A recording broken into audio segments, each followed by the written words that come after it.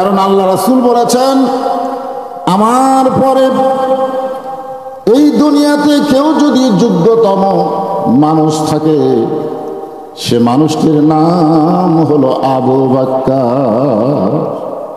আল্লাহ রাসূল বলেছেন, আল্লাহর পরে আমি যদি কাউকে দোস্ত হিসাবে গ্রহণ করি, তার নাম হচ্ছে আবু বকর। বৃষ্টি আসলে আপনারা ওই বৃষ্টির দিকে তাকাবেন না, আপনারা তাকায় থাকবেন আল্লাহর দিকে। ধরে বলেন কার দিকে? বৃষ্টি পড়লে কি হবে? আপনার দেহে যদি বৃষ্টি পড়ে, আপনি কি মরে যাবেন? হয়তো হতে পারে যেই দেহে বৃষ্টি পড়বে ওই দেহের জন্য আল্লাহ জাহান্নামের আগুনকে হারাম করে দেবে। জোরে কোন আল্লাহ পারে কি পারে না? হ্যাঁ, দুনিয়ার কাজ কাম করতে গিয়ে কত ভিজেছেন, আর আজকে কোরআনের আলোচনা, সিরাতের রাসূল শুনতে গিয়া একটু না হয় রহমতের বৃষ্টিতে ভিজলেন। আল্লাহ যদি বলে আজকে যারা বৃষ্টিতে ভিজলো 1 বছর তাদেরকে ডাক্তারের কাছে যাওয়া লাগবে না। আজকের বৃষ্টি হচ্ছে সালসা। ধরে বলেন কি? কারণ এই কোরআনের মাহফিলে আপনারা এসেছেন, এই কোরআনকে আল্লাহ মুমিনদের ঔষধ হিসাবে ঘোষণা করছে, আছে না নাই? অনুনাজ্জিলু মিনাল কুরআনি মা হুয়া শিফাউ ওয়া রাহমাতুল লিল মুমিনিন। মুমিনদের যাবত রোগের ঔষধ হিসাবে আল্লাহ তাআলা এই কোরআনকে নাজিল করেছে। আমরা সেই নবী মানি তো কোরআন। নবী মানে কি? আমরা কোরআন পাইছি কার কাছ থেকে? আপনারা অনেকেই জানেন, উম্মাহাতুল মুমিনিন আয়েশার কাছে গিয়ে সাহাবীরা জিজ্ঞাসা করলেন, মা, নবী সম্পর্কে আমরা জানতে চাই। মা আয়েশা বললেন, তোমরা কি আল্লাহর কোরআন পড়ো না? বলে, হ্যাঁ কোরআন পড়ি। তাহলে কোরআন যদি পড়ে থাকো, নবী সম্পর্কে আমার কাছে কি জানবে? আল্লাহর কোরআনও যেমন, নবী হচ্ছে বাস্তব কোরআন। জোরে বলেন সুবহানাল্লাহ। নবীর উপরে কোরআন নাজিল হয়েছে, আর নবী বাস্তবে আমল করে আমাদেরকে দিয়ে গেছে।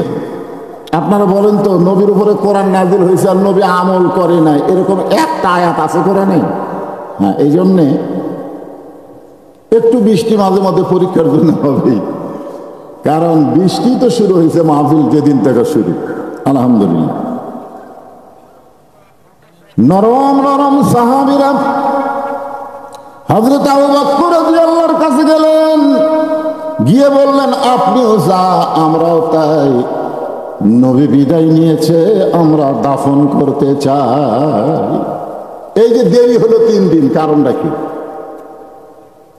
গরম গরম সাহাবী ওমর ফারুকের কাছে গিয়ে বলতেছে, আপনিও যা, আমরাও তাই। কারণ রাসূল বলেছেন, আমার পরে কেউ যদি নবী হতো, লাউ কানা ওমর।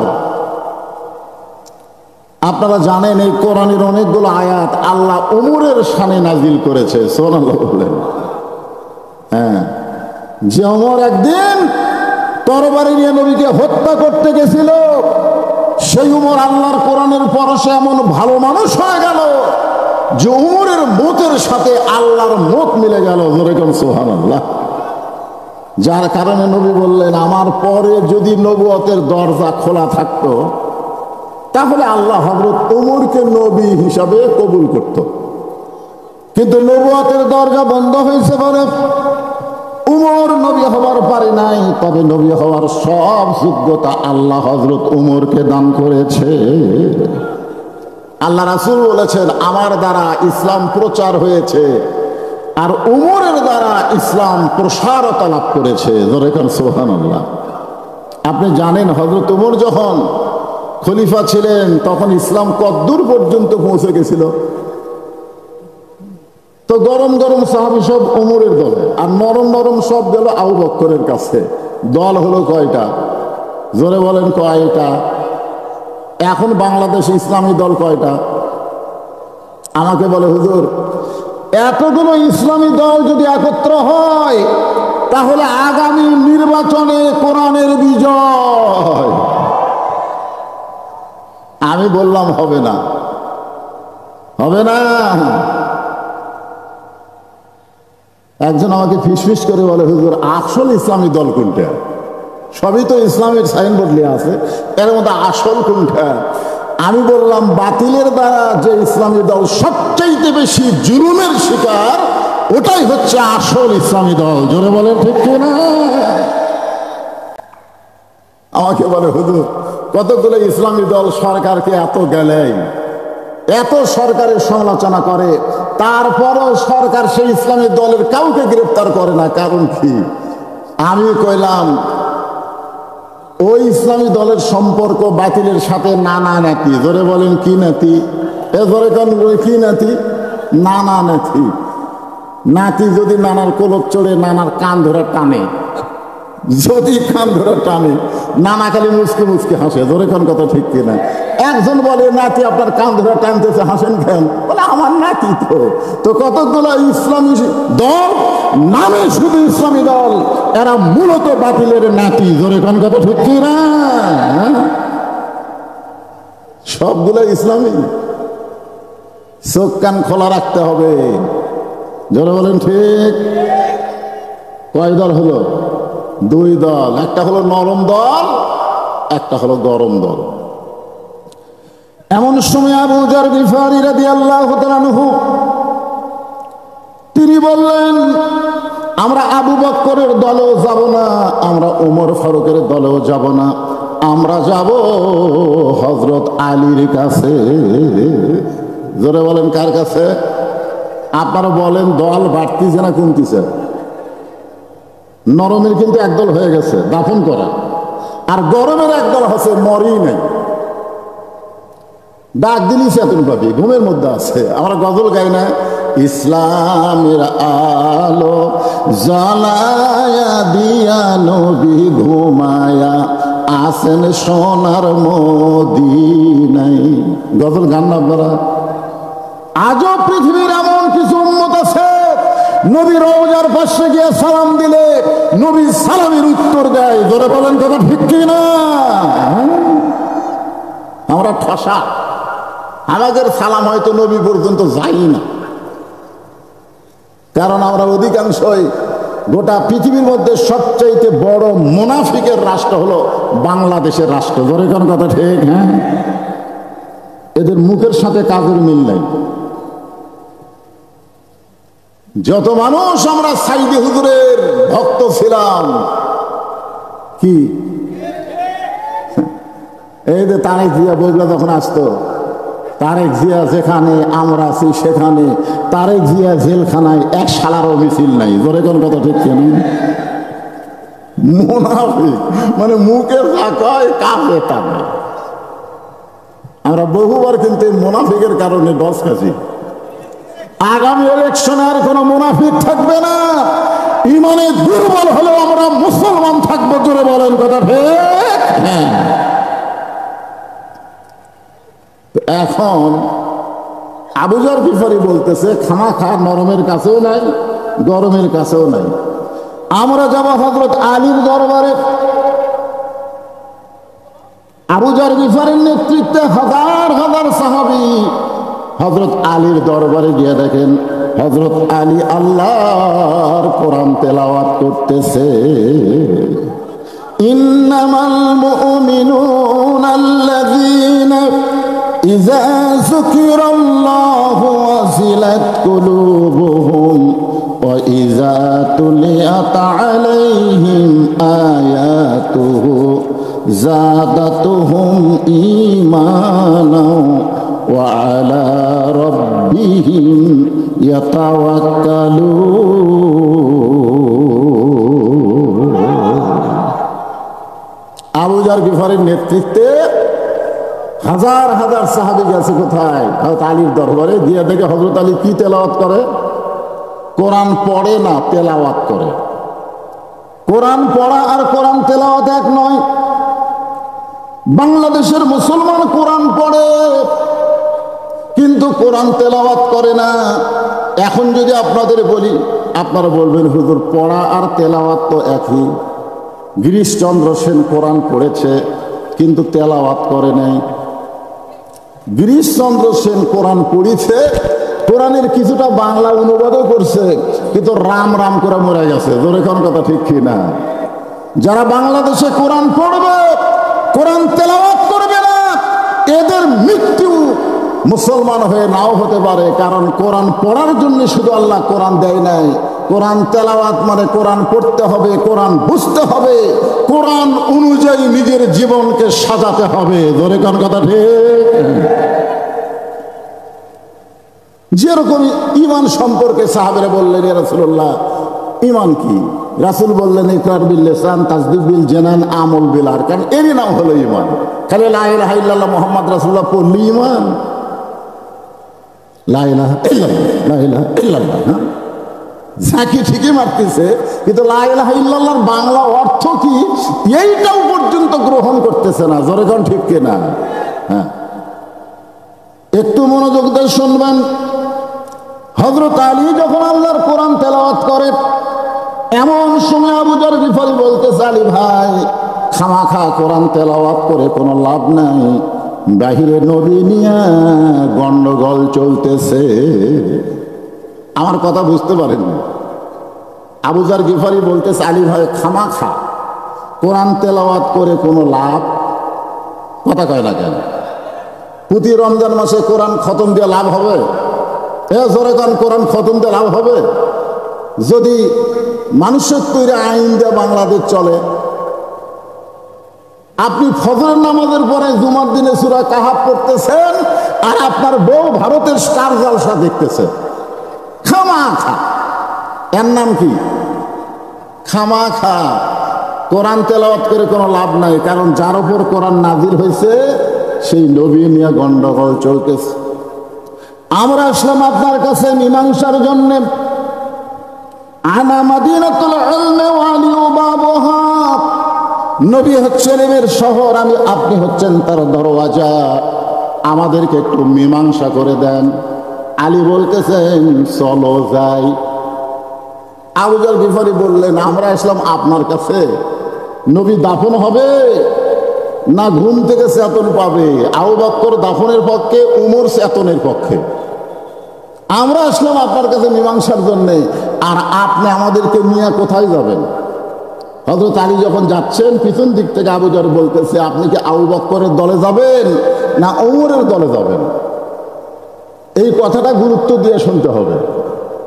আপনি কি আবু বকরের দাফন করার দলে যাবেন না উমরের দলে যাবেন? সঙ্গে সঙ্গে হযরত আলী বললেন, একজন মুসলমান কোনোদিন মানুষের দল করতে পারে না। আবু বকরের দল করাও জায়েজ নাই, উমরের দল করাও জায়েজ নাই।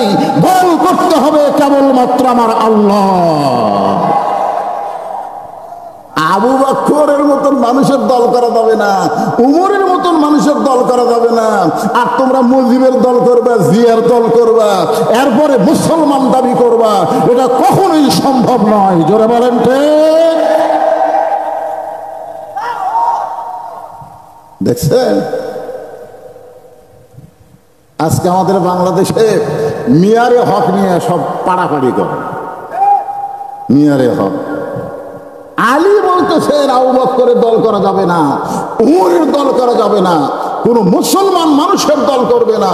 মুসলমান কেবলমাত্র দল করবে কার? তাহলে আমার সামনে যারা বসে এবং যারা ভিজা মাটি হওয়ার কারণে বসবার পারতেছেন না, এ সাইডে অনেক লোক, ঠিক আছে বসার দরকার নাই, শুনলেই হলো। এখন আপনারা বলেন, কোন মানুষের দল করবেন না আল্লাহর দল করবেন? কারা কারা আল্লাহর দল করবেন? দুই হাত তুলে আমার আল্লাহকে দেখান। লিল্লাহি তাকবীর। হাত নামা। আল্লাহ, সিরাত মাহফিল সফল হয়ে গেছে। আল্লাহ, এতগুলা মানুষ সবই তো আল্লাহর দল করে। কি ভাই, মানুষের দল করা যাবে? মানুষের দল, মানুষের মতেরই ঠিক নেই, এক এক সময় এক এক কথা কয়, বিপদত ফেলে সব তুইয়া পুরা যায়। যা করছি করছি আর না। আবু যর গিফারি বললেন, আলী ভাই তাহলে আমাদেরকে নিয়ে কোথায় যাবেন? হযরত আলী বলতেছেন, তোমাদেরকে নিয়ে এমন একটা জায়গায় যাব যে জায়গায় গেলে মীমাংসা হবে। আপনারা বলেন তো, মীমাংসার জায়গার দরকার আছে না নাই? আপনাদের এলাকায় মীমাংসার জায়গা কোনটা? আদালত। আমি নিজের চোখে দেখছি আমার এলাকায়। আমি মসজিদের মধ্যে আসরের নামাজ পড়তে ঢুকবো, নামাজেরও সময় হয়ে গেছে, এমন সময় দেখি 3 জন মুসল্লি খালি ঘড়ি দেখতেছে, হুজুর নাই। জোরে কোন কি নাই? হুজুর নেই। ওরা খালি দরজার দিকে তাকায় আছে, একটা হুজুর আসলেই সামনে দিবি। কিন্তু না, আমি ফাঁকটা দেখে আমি মনে করলাম আমি ঢুকলে তো আমাকে দিবি, দরকার নাই। আমি একটু ফাঁক থেকে সরে এসে দেখি তো ওরা করে কি। আমার এলাকা তো আমি দেখলাম খেয়াল করে, একজন জামাত ইসলাম করে, এই 3 জনের একজন কি করে? জামাত ইসলাম করে, একজন আওয়ামী লীগ করে, একজন বিএনপি করে। তো এখন নামাজের একটু সময় হয়ে গেছে, তখন আওয়ামী লীগ বলতেছে জামাত ইসলামকে যা সামনে যা। তো জামাত ইসলাম বলতেছে ভাই তোর দল ক্ষমতা আছে, তুই সামনে যা। আওয়ামী লীগ বলতেছে পাগলা, আমি মাঝে মধ্যে নামাজ পড়ি কিন্তু পড়াবার পারি না। তখন বিএনপি বলতেছে ভাই তোর দল হলো স্বাধীনতার ঘোষক, আমি তো রাজাকার, তুই সামনে যা। আমি বেশি পারলে আকামত পারি ভাই, সামনে পারি না। তখন মীমাংসা কি হবে? নামাজ তো পড়াই লাগবে। তখন বলতেছে ভাই তাহলে আমরা আজাকার হয়ে সামনে যাই। আওয়ামী লীগ তুই জামাত, আমি আওয়ামী লীগ, ওই বিএনপি, ওটা হলো বাহিরের কথা, ভিতরে কোনো দল নাই। মীমাংসার জন্য আমরা কাতারবদ্ধ হয়ে নামাজ পড়তে চাই। ধরে কণ্ঠে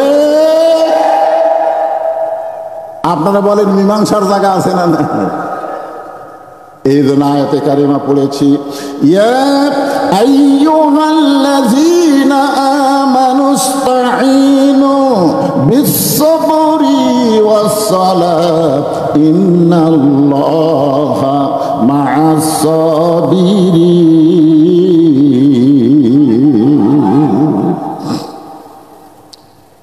ইন্নাস সালাতা তানহা আনিল ফাহশাই ওয়াল মুনকার। একমাত্র নামাজ এবারে মানুষকে যাবতীয় খারাপি থেকে বাঁচায় দিত। আজকে যদি আল্লাহর দল, কোরআনের দল ক্ষমতায় যায়, ক্ষমতায় যাওয়ার পরে পদ্মা সেতু নির্মাণ করা, অমুক ট্যানেল নির্মাণ করা, ফ্লাইওভার নির্মাণ করা, সব কাজই করবে, কিন্তু সর্বপ্রথম যে কাজটা হলো নামাজকে কায়েমের বিল পাস করবে। ধরে বলেন কথা ঠিক? নামাজ নাই, কিচ্ছু নাই। আল্লাহ রাসূল জীবনের শেষ প্রান্তে সে মা আয়েশার কোলে মাথা রেখে নামাজের জামাত দেখেছে। নবীর চোখ দিয়ে দরদর করে পানি পড়তেছে। মা আয়েশা বলে, ইয়া রাসূলুল্লাহ আপনি কাঁদতেছেন, আপনার জায়গায় আমার বাবা ইমামতি করতেছে। রাসূল বলে, আয়েশা এই নামাজের জন্য সারা জীবন আমি এত নির্যাতন ভোগ করেছি, আজকের এই কান্না আমার দুঃখের কান্না না, এই কান্না হলো আমার আনন্দের কান্না। মুসলমান জামাতে দাঁড়িয়ে গেছে, জামাতে দাঁড়িয়ে গেছে। আজকে কলেমার জামাত করলে কোনো সমস্যা নাই, তাবলীগের জামাত করলে কোনো সমস্যা নাই, তাহলে ইসলামের জামাত করলে সমস্যা। ধরে বলেন কথা ঠিক কিনা? লোকটা নামাজের জামাত করে ভালো লোক বারে, লোকটা কলেমার জামাত করে ভালো, লোকটা তাবলীগ জামাত করে ভালো, লোকটা জামাত ইসলাম করে আর কথা কয় না। সব জামাত তোমাদের পছন্দ, জামাত ইসলাম কোন জায়গায় তাকিরাম আছে? যত জামাতি করো কোন জামাত কবুল হবে না যতক্ষণ জামাত ইসলাম না করবে। জোরে বলেন কথা ঠিক? হযরত আলী বললেন, এমন একটা জায়গায় তোমাদেরকে নিয়ে যাব যে জায়গায় গেলে তোমরা মীমাংসা পাবে। হযরত আলী সামনে সামনে আর হাজার হাজার সাহাবী পিছনে পিছনে।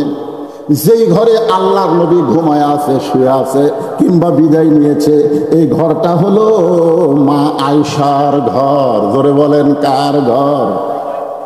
ওই ঘরের দরজা দিয়ে হযরত আলী দাঁড়ালেন। হযরত আলী দাঁড়ালেন মা আয়েশার ঘরের দরজায়। আবু বকর রাদিয়াল্লাহু দৌড়ে এসে বলতেছে, আলী রাসূল সুবহ সাদিকে দুনিয়া থেকে বিদায় নিছে, আমি তাকে দাফন করতে চাই, কিন্তু উমর যে খেপা খেয়েছে, তুমি যদি একটু আগে আসতা, উমরের ক্ষমতা চিন্তা হতো না যে বাধা দিত। আপনারা বলেন তো, হযরত আলী যার পক্ষে যাবে তার বিপক্ষে কোনো লোক থাকবে?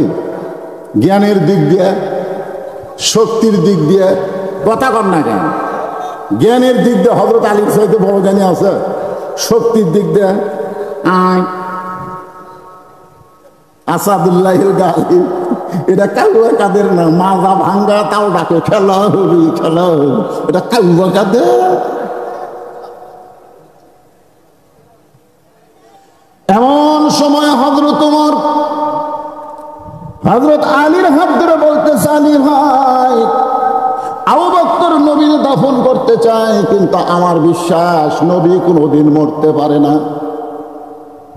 সঙ্গে সঙ্গে হযরত আলী দুইজনের হাত খপ করে ধরলেন।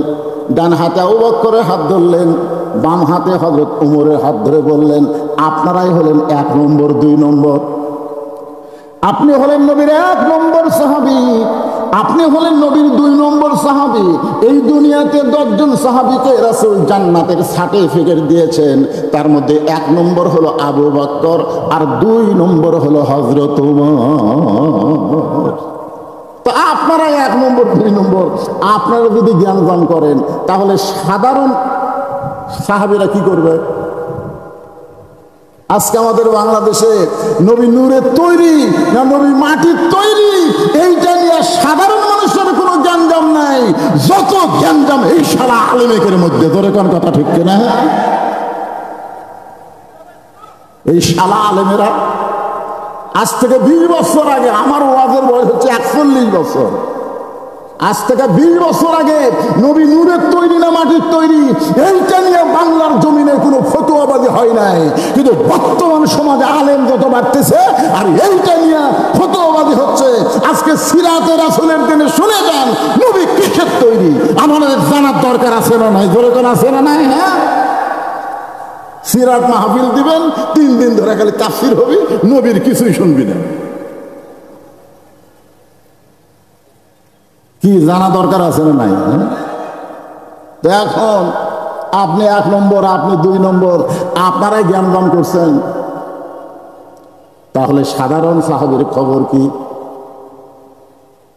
আবু বকর বলে, ওমর নবী সবের সাথে বিদায় নিয়েছে, দাফন করতে চায়।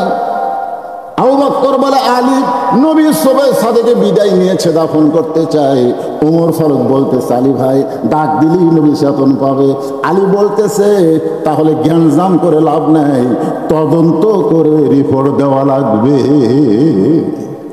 তদন্ত, ধরে কোন কি আসলে নবী কি বিদায় দিছে না ঘুমে আছে, এটা তদন্ত করার দরকার আছে না নাই? তারপরে তদন্ত না করে রিপোর্ট দিচ্ছেন কেন? আপনি বলতেছেন নবী বিদায় নিছে, এটাকে আপনি তদন্ত করছেন? ওমরকে বলতেছে, আপনি বলতেছেন নবী ঘুমের মধ্যে আছে, এটা কি তদন্ত করছেন? তদন্ত করা লাগবে। এই ঘরের মধ্যে ঢুকে দেখা লাগবে নবী কি অবস্থায় আছে। ওমর ফারুক বললেন, তাহলে তদন্ত কে করবে? হযরত আলী বললেন, ঘরের মালিক যিনি, তদন্তের দায়িত্ব দিবেন তিনি। আপনারা বলেন তো ঘরের মালিককে? আরো জোরে। উম্মাহাতুল মুমিনিন মা আয়েশা। আপনারা অত দূর না কর পারলে বলবেন মা আয়েশা। জোরে বলেন কি? নবীর বিবি আমাকে কে হয়? আমাদের মা হয়। এই কারণেই মা আয়েশা যাকে বলবেন তিনি তদন্ত করবেন। আলী বলতেছেন, ও মা, নবী সম্পর্কে বাহিরে জ্ঞানজাম বেজে গেছে। একদল বলতেছে নবী বিদায় নিছে, আর একদল বলতেছে নবী ঘুমের মধ্যে আছে। মা, নবী কেমনে আছে এটা তদন্ত করে আগে রিপোর্ট দেওয়া লাগবে। এখন আপনি বলেন তদন্ত কে করবে? মা আয়েশা ঘরের ভিতর থেকে বললেন, নবীর মাদ্রাসার 1 নম্বর ছাত্র যিনি, তদন্তের দায়িত্ব পাবেন তিনি। আপনারা বলেন তো নবীর মাদ্রাসার 1 নম্বর ছাত্রকে? হ্যাঁ, আল্লাহ নবী বলেছেন, ইন্নী বুইসতু মুআল্লিমান, আল্লাহ আমাকে শিক্ষক করে দুনিয়াতে প্রেরণ করেছেন। লিউতাম্মিমা মাকারিমাল আখলাক, আর আমার ছাত্র যারা গোল্ডেন A+ পাইছে তারা সোনালো বলেন। এর মধ্যেও তো 1 নম্বর আছে না নাই? মাইশা বললেন 1 নম্বর ছাত্র যিনি তদন্তের দায়িত্ব পাবেন তিনি। সমস্ত সাহাবীরা বিশ্বাস করলেন 1 নম্বর হলো আবু বকর। আবু বকর এখন মা আয়েশার ঘরের দরজায় সালাম দিচ্ছেন, আসসালামু আলাইকা ইয়া রাসূলুল্লাহ। সোনালো বলেন। সালাম দেওয়ার সাইজ আছে না নাই? এজোর এখন আছে না নাই?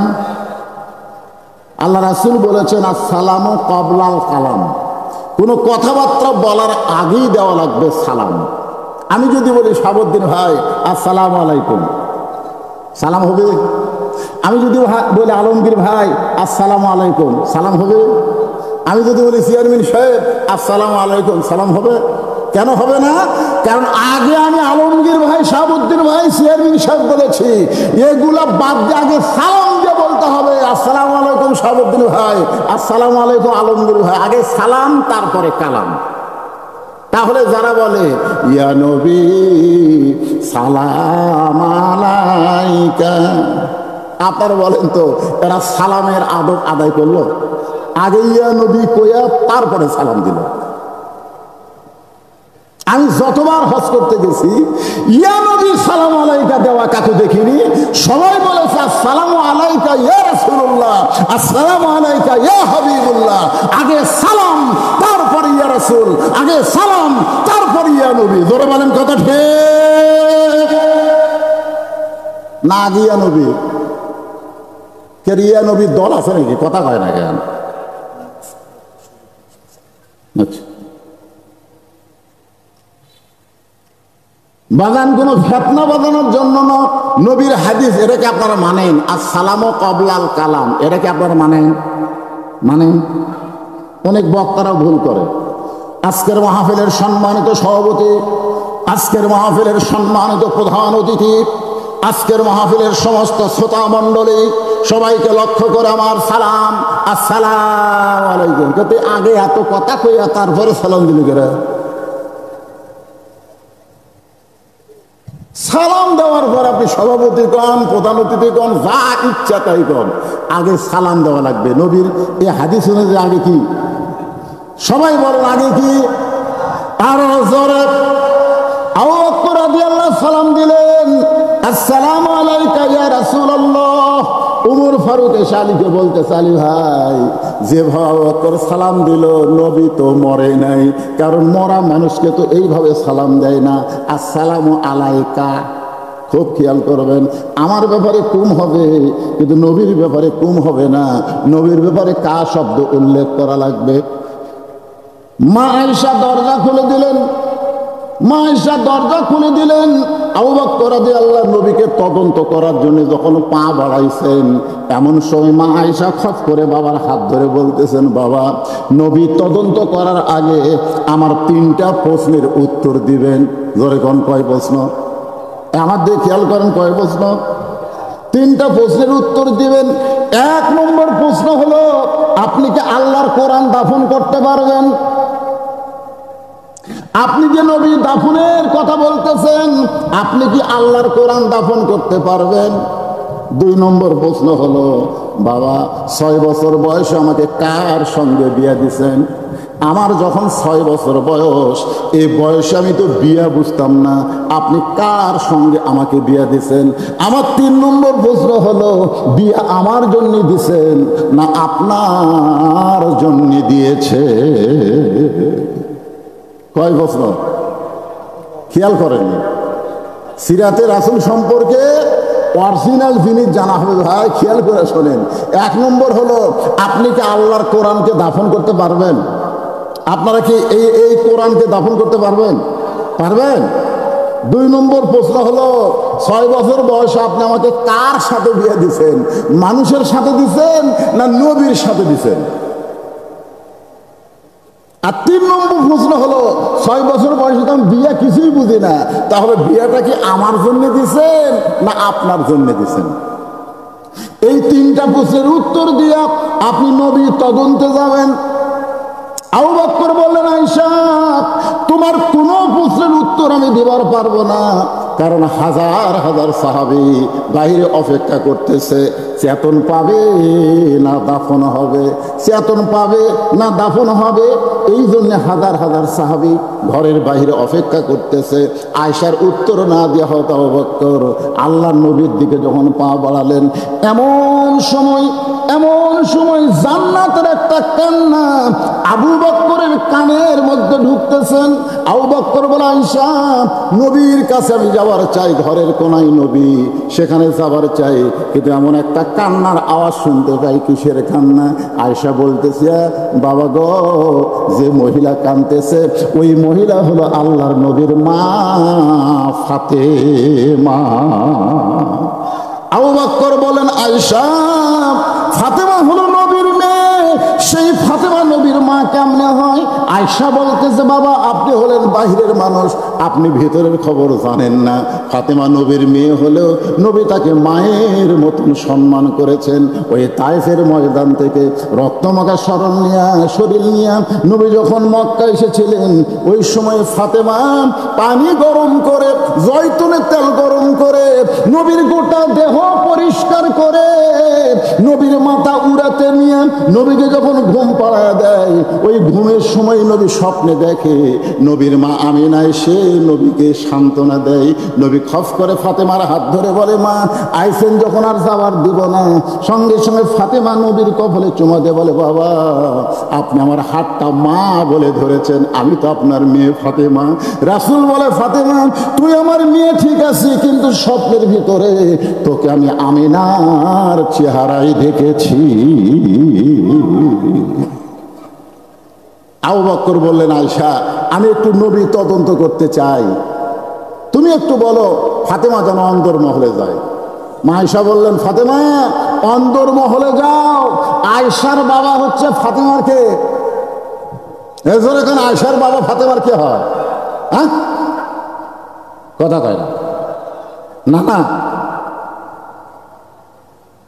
মা আয়েশা হলো মা, তার বাবা হলো নানা। অথচ বললেন ফাতেমা অন্দরমহলে যাও, মেয়েদের জন্য একটা মহল থাকবে, যেই মহলটা হলো অন্দরমহল। ওই মহলের মধ্যে কোনো পুরুষ মানুষ ঢুকতে পারবে না। ইমাম গাজ্জালি বলেন, অন্দরমহল মানে হলো একটা মহিলা মারা গেলে ওই মহিলার লাশ যারা কবরের মধ্যে নামাতে পারবে, কেবলমাত্র তারাই অন্দরমহলে ঢুকতে পারবে। এখন আপনার বাড়িতে যদি মহিলা থাকে, ওই ঘরের মধ্যে কারা কারা ঢুকবে আপনি হিসাব করেন। আপনার বউ যদি মারা যায়, আপনি বলেন তো কারা কারা লাশ ধরে কবরের মধ্যে নামাবার পারবে? আপনি হিসাব জানেন? দুলা ভাই পারবে? দুলা ভাই শালি মারা গেছে, দুলা ভাই বলতেছে আমার আদরি শালি মারা গেছে, আমি একটু কবরত নামাবো। আপনারা কি বলবেন? হারাম। দুলা ভাই শালির লাল ধরা হারাম। দুলা ভাই সাইডে মুচকে মুচকে হাসি আর কয়, এই শালি কতদিন আমার হুন্ডার পথে চললো, হাইড্রোলিক ব্রেক ধরলাম, শালি আমার চাপিয়া ধরলো, একজন হারাম কয় না রে, আর মরার পরই হারাম।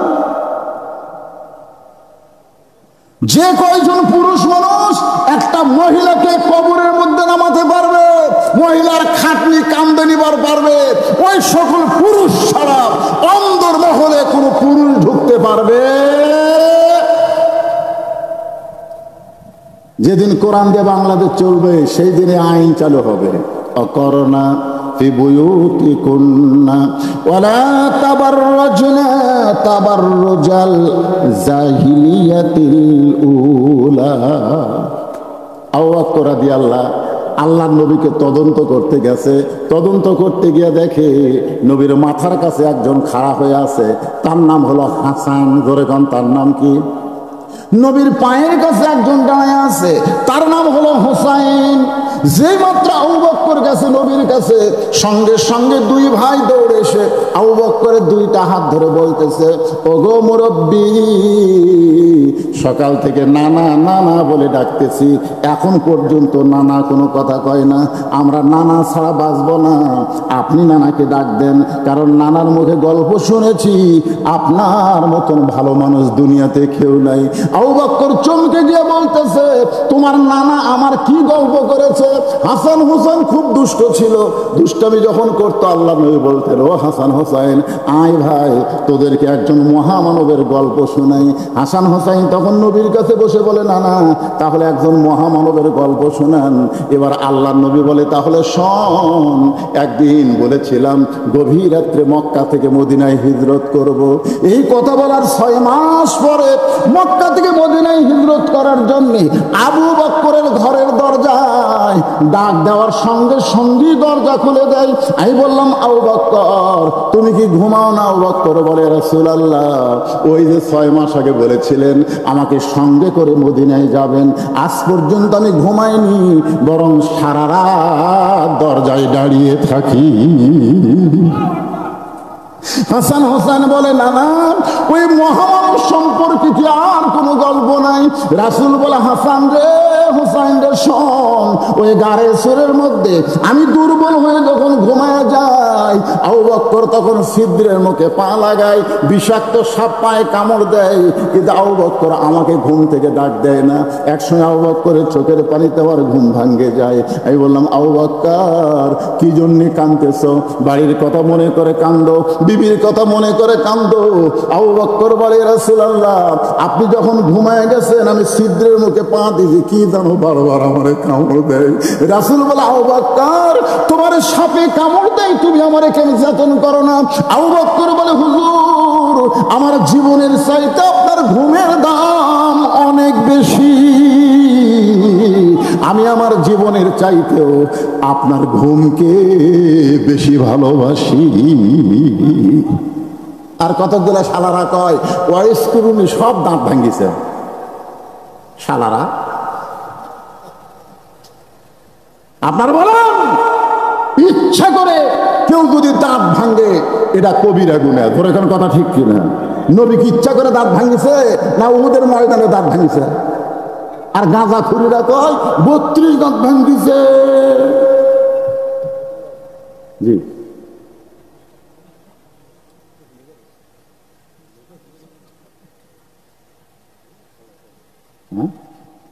আচ্ছা ঠিক আছে আলহামদুলিল্লাহ। শালা মানে কি আমার আবার বোন নাই, বোঝেন না? আমার কোনো বোন নাই, আমার বাপের 4 বেটা। তা আমার এক চাওয়াতো ভাই আছে, ওর আবার বোন আছে। আর দুলা ভাই আসলেই দৌড়ে কয় দেন 500 টাকা দেন, দেন 1000 টাকা দেন। ওই দুলা ভাই যখন টাকা দেয় তখন কই আল্লাহ রে শালা যদি আমি হতে পারতাম তাহলে আমিও টাকা পেতাম। সেই দিন থেকে শালা গালটা আমার খুব পছন্দ, কিন্তু আমি কারো শালা হওয়ার পারি ভাই, কারণ আমার বোন নেই। ধরে কন কি নাই? আপনারা বলেন তো বগুড়া জেলার কি শালা ভাষা খারাপ? এ কথা কন না কেন খারাপ? তো যাই হোক একটু মনোযোগ দিয়ে কথাগুলো শুনবেন। আবু বকর রাদিয়াল্লাহু আনহু 2টা হাত 2 জন চাইপা ধরছে। এমন সময় আবু বকর বলতেছে ওমর তুমি ঠিক বলেছ, তুমি ঠিক বলেছ। হাসান হুসাইনকে সঙ্গে করে যখন দরজা খুলে আবু বকর বের হয়, আলী বলতেছেন আল্লাহর নবীর খবর কি? নবী দাফন হবে না চেতন পাবে? আবু বকর বলতেছে দাফন হবে না চেতন পাবে এটা আমি বলবো না, এটা আলী আল্লাহর কোরআন থেকে বলবে। সবাই বললো আপনি কেন বলবেন না? বলে আমার 2 হাত ধরে আছে, সেটা দেখছে। এই হাসান হুসানের সামনে আর নানার কথা বলা যাবে না। আমি একটু চলে যাই। নবী কি হবে? দাফন হবে না চেতন পাবে? হযরত আলী আল্লাহর কোরআন থেকে সিরাত আপনাদের সামনে বয়ান করবে। এখন হযরত আলী আল্লাহর কোরআন থেকে কি বয়ান করবে?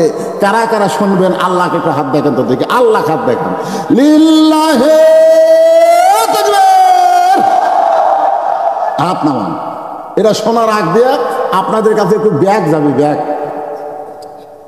এই ব্যাগের মধ্যে 10 টাকা 20 টাকা 50 টাকা 100 টাকা যে যা পারবেন, বিশাল খরচ ভাই। তবে আমি আলমগীর ভাইকে বলবো আগামীতে যখন সিরাত মাহফিল করবেন এই বর্ষাকালে না করে, সিরাত মাহফিল খালি রবিউল আউয়াল মাসে করা যায় তা না, সারা বছর করা যায়। ধরে কোন ঠিক কিনা? সারা বছর করা যায়। নবীর সিরাতের উপরে মাহফিল সারা বছর করা যাবে, এই বর্ষাকালে যা না করে। এটা একটা কেমন সাইজ? বৃষ্টি ধরছিলি তো, আল্লাহ ছাড়া দিচ্ছে। আজকের মাহফিলের শেষ পর্যন্ত আল্লাহ যেন আর বৃষ্টি না দেয়। জোরে কান আল্লাহুম্মা আমিন। আর সবাই বলে আল্লাহুম্মা আমিন। হ্যাঁ দেন, ব্যাগের মধ্যে দেন, দেন, দেন, সবাই দেন, সবাই আল্লাহর রাস্তায় দেন। 10 20 50 100 যদি কেউ মনে করেন হুজুর আমি 500,000 দিব, তাহলে ব্যাগের মধ্যে না দিয়ে টেজর দেন। কারণ 500,000 ব্যাগের মধ্যে শয়তান দিবি না, মিন শারিল ওয়াসওয়াসিল খান্নাস। শয়তান বলবি 500 টাকা ব্যাগের মধ্যে দিব রে, ফিনা 10 টাকা দে, যে টাকা চলবি না, চালা লেয়নি, পানালা ধরেনি, ওই টাকা দে। এই জন্যে 500 টাকা আর 500 টাকা 1000 টাকা এইরকম যদি কোনো আল্লাহর দানবীর থাকেন, তাহলে ব্যাগের মধ্যে না দিয়ে টেজত এসে দেন, দেন আল্লাহর রাস্তায় দেন। এখানে এমন অনেক আল্লাহর বান্দা আছে 10,000 টাকা দিতে পারে, এরকম আল্লাহর বান্দা আছে। হ্যাঁ দেন, সবাই দেন, সবাই আল্লাহর রাস্তায় দেন। পকেটে হাত দিয়েছেন তো সবাই দেন। হ্যাঁ, যারা দাঁড়িয়ে আছেন তাদের কাছেও ব্যাগ নিয়ে যাও বাবা, যারা দাঁড়িয়ে আছে তাদের কাছেও ব্যাগ নিয়ে যাও, সবাই আল্লাহর রাস্তায় 10, 20, 50, 100 টাকা করে এই সিরাত মাহফিলের জন্য আপনারা দান করবেন। একটু জিকির করেন, লা ইলাহা ইল্লাল্লাহ, লা ইলাহা ইল্লাল্লাহ, লা ইলাহা ইল্লাল্লাহ, লা ইলাহা ইল্লাল্লাহ, লা ইলাহা ইল্লাল্লাহ, লা ইলাহা ইল্লাল্লাহু ইল্লাল্লাহ ইল্লাল্লাহু ইল্লাল্লাহ, লা ইলাহা ইল্লাল্লাহু মুহাম্মাদুর রাসূলুল্লাহ সাল্লাল্লাহু আলাইহি সাল্লাম। এসা কয়টা হবে? হেদায়েতুল ইসলাম একজন আল্লাহর বান্দা 500 টাকা দান করছে। আল্লাহ তার দানকে কবুল করেন। যে নিয়তে দান করলো আল্লাহ নেক নিয়ত নেক আশা পুরা করল, আল্লাহুম্মা আমিন। 3 মিনিট তো কাম তো সারা রে বা।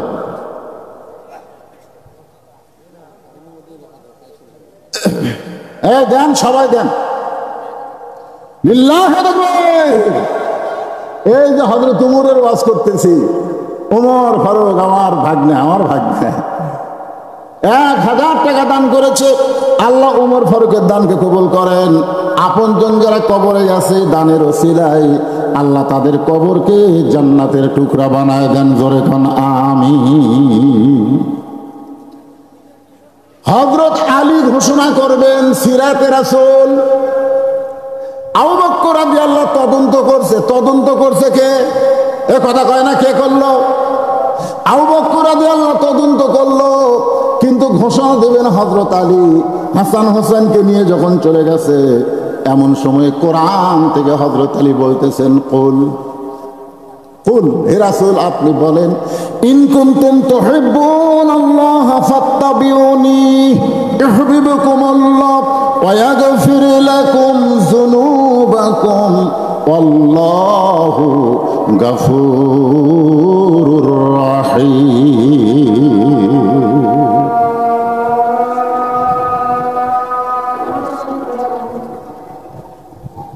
এই আয়াতের বাংলা অর্থ জানেন? এই যে আজান আছে, আজান হচ্ছে, শোনেন, আজান হচ্ছে তো, আজানের মধ্যে আশহাদু আল্লা ইলাহা ইল্লাল্লাহ আছে না নাই? আজানের মধ্যে আশহাদু আন্না মুহাম্মদ রাসূলুল্লাহ আছে না নাই? এই কোরআনের মধ্যে আল্লাহ আছে না নাই? এই কোরআনের মধ্যে মুহাম্মদ আছে না নাই? নামাজের মধ্যে আল্লাহ আছে না নাই? নামাজের মধ্যে নবী আছে না নাই? এখানে আছে না নাই? আল্লাহ থাকবে যতক্ষণ, নবীও থাকবে ততক্ষণ। নবী কোনদিন মরতে পারে না। নবী হলো প্রত্যেকটা উম্মতের আদর্শ। জোরে বলেন কথা ঠিক কিনা? নবী মরছে, আপনার মাথায় টুপি এটা কার? জোরে করে দেখার। আপনার মুখের দাড়ি এটা কার? আপনার লেবাসের তাকওয়া এটা কার? তার মানে নবী মরে নাই, নবী আছে প্রত্যেকটা উম্মতের কলিজায়। জোরে বলেন কথা ঠিক। আমরা নবীকে অনুসরণ করে আমল করে বাকি জীবন চলতে চাই। আজকের সিরাত মাহফিলকে আল্লাহ কবুল করুক। জোরে বলেন আল্লাহুম্মা আমিন। এখানেও আজান হবে, বিশাল জামাতের নামাজ হবে। সংক্ষিপ্ত সময়ের মধ্যে আমি যা বললাম, আল্লাহ বুঝ মোতাবেক বক্তা শ্রোতা সবাইকে আমল করার তৌফিক দান করুক। সকলে বলে আল্লাহুম্মা আমিন।